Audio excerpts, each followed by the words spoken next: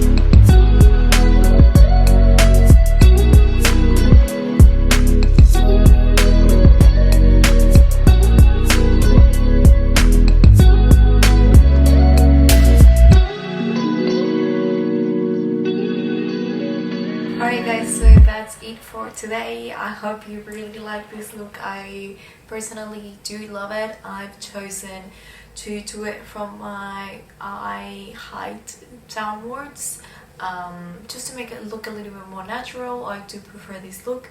If you have long hair, it's going to do this naturally anyways because of the weight of your own hair.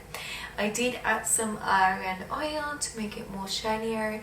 Argan oil has been a game changer in my hair routine, so that's another tip for you. It has made my hair grow so much healthier throughout the years. So yeah, let me know what you think in the comments below. Don't forget to use my discount code CALU, that is going to give you 20% off store-wide. So thank you for watching, big kisses and stay safe.